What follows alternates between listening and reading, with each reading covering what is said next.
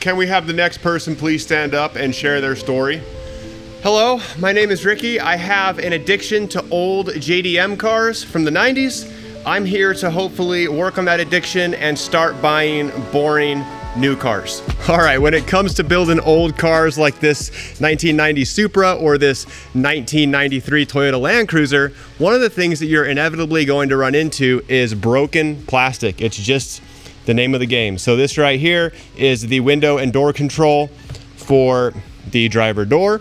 And we have a bunch of broken plastic that we have to fix. You can see the actual standoffs for the screws are broken, and the clip that holds this in to the door panel itself is broken. You can see on the actual controls, we have the little standoff right there for the screws. So we're going to plastic weld this back together. I'm gonna show you how. You don't even need to get a plastic welding kit like this. You could just use a soldering iron and a zip tie.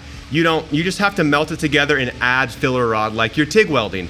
Now, this was a bit more of a fringe thing maybe 10 years ago, but a lot of people do now know about plastic welding. But in case you didn't, or if you haven't done it, this video is for you. And you can save a lot of money on old cars like this Supra or this like this Land Cruiser or like this Supra, which you just cannot find the new plastic interior parts for. And if you do, a lot of people are price gouging on eBay. Then they're charging like $90 for an $8 part, and we're just not about that. Nobody should be about that. You just should not buy those things. Make that person hold on to that thing for the rest of their life. And that's what we're gonna do today by fixing an old plastic part. This is the kit we're gonna be using. It's a plastic welding kit from Amo Top. This is from Amazon. Generic brand, plenty of them out there. I think I paid $30 or something for this. Again, I'll put it in the description of the video. And there's no guarantee I'm gonna get this part fixed, but we're going to try before I go buy a new one. Now, what you have in here is you have this iron, basically a soldering iron. They have different tips and whatnot. So right now I have this triangle tip on there because I was fixing something for our washing machine. So you can see these things are actually pretty useful for things besides just cars. You have this wire mesh in here that can be used to basically fuse two pieces of plastic together. If you melt the plastic together with this, it'll become infused with that mesh and strengthen the joints. I don't know what these little foam pads are, but then you have all of your filler rod too, just like a TIG welder. So you have your polypropylene here, you have nylon, ABS. Basically you use the kind of rod that you're welding together with the plastic. So the plastic material is what you're going to use to determine what rod to use, much like TIG welding. What's nice about plastic is when it breaks, you can tell exactly where it broke because it's so rigid that it's just gonna leave a mark of where it broke. So you can see this part here clearly goes right here. It's gonna match up perfectly. And what I'm gonna do before we start welding is I'm just gonna super glue it back onto that area so it stays in place, and then we'll start welding it in.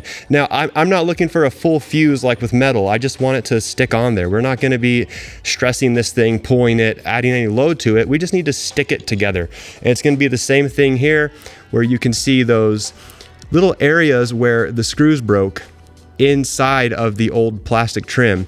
So we can easily marry those back up to this plate and get everything back to where it needs to go. So as I said, we're gonna start by just scuffing this up, super gluing it, and then get to the welding.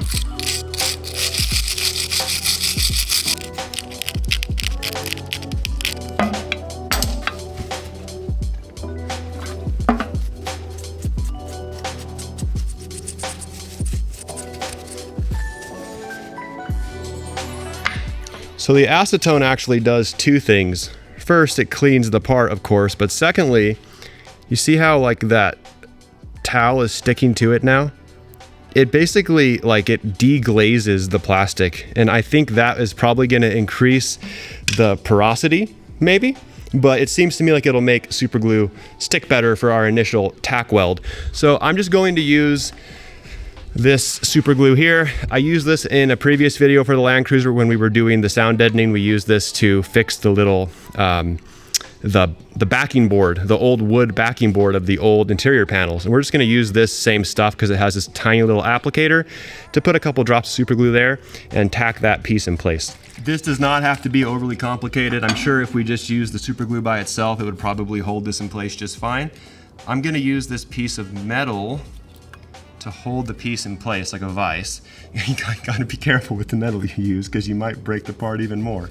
So this is probably fine how it's sitting right now. I'm just gonna take this super glue. Maybe I'm not. All right, there we go. And just put a couple dabs right here and tack that thing in place. Doesn't have to be clean. We're just trying to put this thing where it needs to go. We're having a bit of a malfunction, give me a second. All right, should work now. The tip was clogged. Yeah, here we go. All right, so just a little bit of super glue is all I'm putting down here. Put it on this little up ramp area right here too. Whole thing. I'm just gonna put this thing in place. Make sure it goes the right way.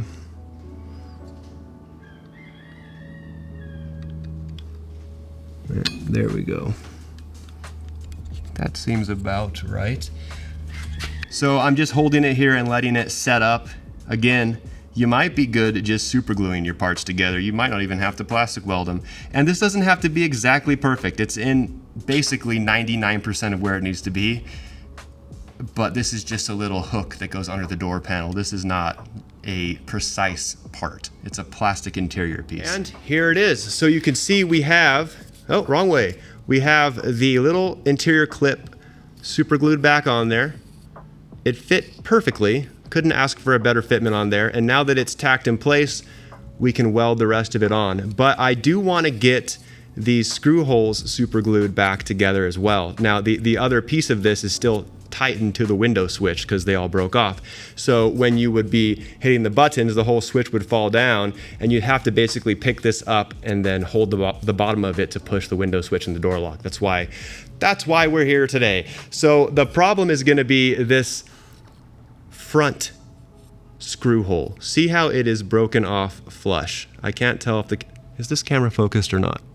Yes. See how the front one is broken off flush. So we can super glue that back in place, but we don't have like a marker of where it is supposed to go because there's not gonna be really that clean break line where we could easily just put it back together. So we're gonna get it as straight as we can, and then we're probably gonna have to use a little bit of that wire mesh to basically fuse that standoff of that screw boss back into this interior panel so that it doesn't break off again. So we're just gonna do the same thing here as we did to the other piece. I'm just going to scuff up the surface with a wire brush, hit it with some coarse sandpaper real quick, clean it up with some acetone, and then glue it in place. I will say, you should probably wear a respirator when you do this because the burning plastic paired with the burning super glue, I really doubt that's good for you.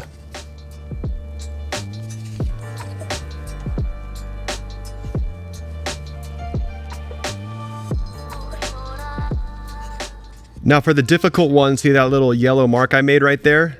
I made the same mark on the standoff for the screw. Even though it's broke flush, there's still a spot where you can feel it. I'm not gonna be able to show it on camera, but you can feel when it kind of wants to click into place because it's plastic. Or, I mean, probably the same thing with metal. When things break, they have a signature they leave behind. They're gonna only fit back one way perfectly, and you can feel that click in there.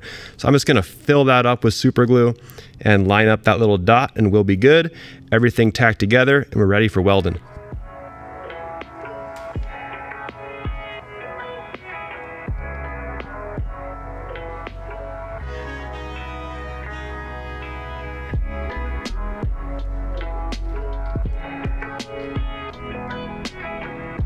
So as I said before, this welder that I have is just a glorified soldering iron that uses different tips. We had the spike tip in there, but you can see we have these two different triangle tips as well. One of them is just a triangle, the other one actually takes filler rod that you can shove through it to inject into the plastic that you're welding. We have these wire mesh little strips and sheets to strengthen the plastic, it fuses into it, and then we have our filler rod. There is this gap on one of the screw bosses that I'm gonna have to fill in, but before I get to that, I wanna reinforce them with these pre-cut pieces of that wire mesh shaped to the screw boss. So I'm gonna melt those in place. You can see I'm putting them in place right here. And then I'm just gonna get the spike tip and get the plastic hot enough to fuse with that mesh. And for the most part, this is probably gonna be strong enough for many repairs. And I know this doesn't look pretty, I don't claim to be a plastic welding expert. You can see right here, I'm actually fusing more of that ABS filler into that gap I was talking about. But I'm not going for some beautiful like weld you would see on stainless steel or aluminum. I don't even know if it's possible with plastic. Plastic kind of just melts together.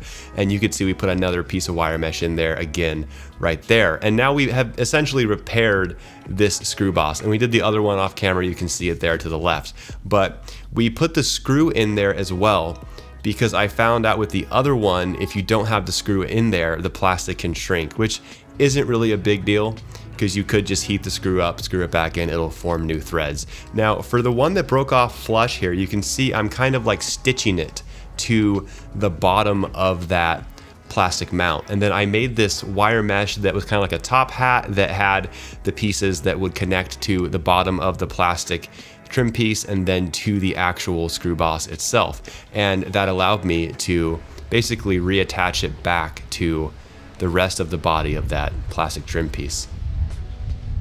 For the front clip, I'll just call this a front clip, I'm just stitching it back in place on the front side because this does made up flush to the door panel, so I don't want it to be like bulky on the front. And then for the rear, I'm just using the wire mesh once again. No filler rod here, don't think we need it. Probably would have been fine with the super glue, but as you can see, everything now lines back up. We can tighten the screws in, and I tightened them tight on purpose so you can see that it doesn't break, and we're done. So there it is. We have our window switch back and everything is now accessible without this thing falling down into the door. Now, is this thing perfect? No, but it's good enough. As you probably noticed, we didn't use a lot of like filler rod in here, and it's just because it's not structural. We're just, you know, it's an interior piece. It doesn't really matter that much. If you want this to be stronger, you could definitely do it. But for the most part, just melting the pieces back together and using a little bit of wire mesh is gonna do just fine. So you can see there, that's how we're holding that clip on the back. Just some wire mesh, just ever so lightly melted into that plastic, and then just stitched it along the front side of that crack. And this is gonna work. One of the things that you might run into is that when you're actually creating the weld, you might end up shrinking the size of a screw hole, in which case just get a screw hot, screw it in there, it'll make new threads. We had to do that here, just forgot to record it. But yeah, this, as you can tell, is attached. It works great. Make sure I don't drop it. Let's go ahead and get this thing reinstalled and we'll be done.